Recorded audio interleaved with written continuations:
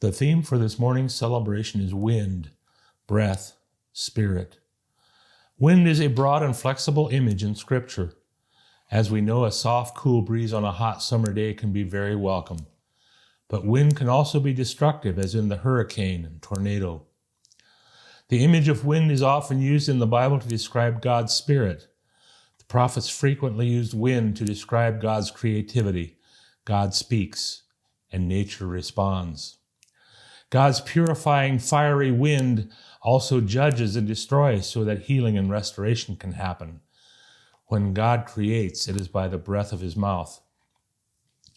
Air moving across our vocal cords enables us to make sounds useful in singing and speaking. With our words, we can either bless or hurt. We have a time of blessing planned for this morning's celebration for Jeff, Kelsey, and family. We've asked 3 of Jeff's friends to share some words of blessing. We want to put some wind in his sails. Jay Kahn from Martins Creek Mennonite, Marcus Yoder from the Amish Mennonite Heritage Center, and Myron Weaver, former pastor at Berlin and currently at Orville Retirement Community in Orville, will each give words of blessing to Jeff, Kelsey, and the family. Jeff, Kelsey, Mariella, Amelia, and Ava, I consider it a privilege to offer words of blessing to you as you begin this new chapter in your life. Although it is you, Jeff, who will be the pastor of Berlin Mennonite Church, this journey will have implications on your entire family. I'll continually pray for you and your family. Jeff, you're beginning this calling during turbulent times. The winds of the world are blowing from all directions. The societal storms are as significant as many of us have ever seen, impacting not just society, but unfortunately, the Church of Jesus Christ.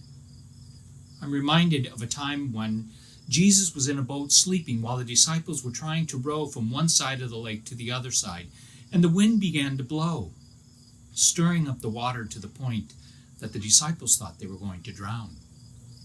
They finally woke Jesus, and in a non-anxious way, Jesus calmed the storm, challenged his disciples regarding their fear.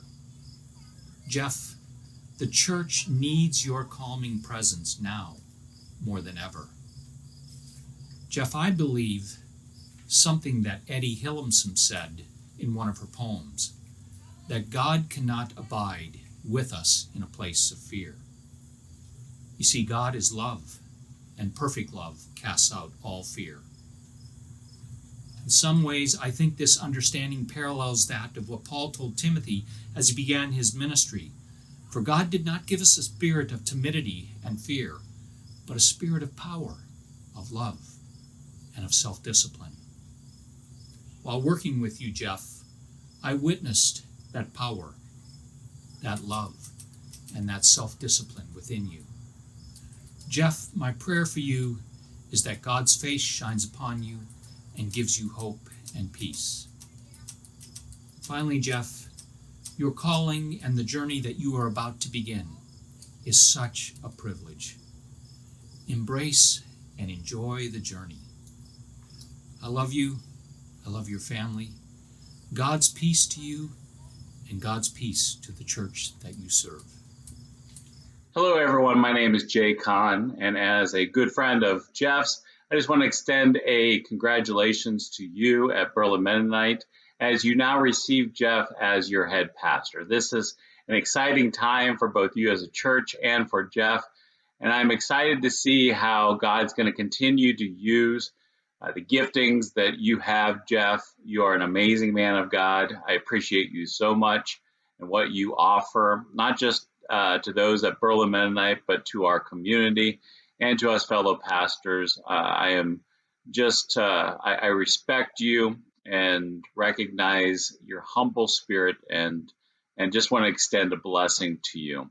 As you consider the theme of wind and as you consider all the aspects of wind, what comes to mind for me at least is the Hebrew word ruach. And ruach means wind or breath, and it's often used in context to talk about also the Spirit of God. And we see that the Ruach of God, the Spirit of God, was there hovering over all of creation as it was coming into existence at the beginning of time. Ruach was also there as Adam took his first breath, and with that breath came life. We also recognize that even as Jesus went to the cross and faced death, that it was the Spirit of God that brought him back to life. That same Spirit rested and came down and descended on those first disciples on Pentecost and is still actively filling our lives here today. In fact, Paul says it this way in Romans 8, that the same Spirit that raised Jesus from the dead is in us. And so my prayer of blessing to you, Jeff, this morning is that the Spirit of God will continue to fill you. And as the Spirit of God fills you, may you be filled with protection and guidance and discernment. May the Spirit of God equip you and empower you to do the very thing that God is calling you to do, not just at Berlin Mennonite, but in our community as well. He has been working in and through you and will continue to work in and through you. And I extend a blessing to you, Jeff, as well as you as a congregation there at Berlin Mennonite. Blessings. Good day. I stand in front of one of the storied scenes in our history as Anabaptists, as Mennonites. This is the scene of the first baptism of Felix Mons, Conrad Grebel, George Blaurock, and about 18 other people in January of 1525. We often look back at this event and think about the power of this event at shaping our culture and churches, and we should. But it's much bigger than that. It actually gave voice to the gospel of Jesus Christ in ways that were powerful and that actually broke apart the religious structure of Europe and brought change. First of all, it brought religious change. Secondly, it brought social and cultural change because these people believed that with the gospel of Jesus, there is a commonality, a common ground, and it gives voice to the poor, the women, the broken, those who don't have voice. The third thing it did is it said the gospel of Jesus Christ, the kingdom of Jesus, following King Jesus, is bigger than any political establishment, bigger than the city council. So today, Berlin Mennonite and Jeff and you and your family, as you step into this space of leadership, you'll have the opportunity to bring the gospel to all the world. And like these people, the heart of the gospel is to bring religious change, change in focus of our hearts, but also bring social change, change in accepting people for who they are, embracing the world around us.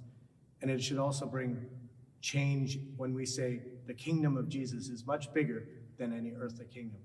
God bless you, and my prayer is that voice would be given to the gospel of Jesus through this event.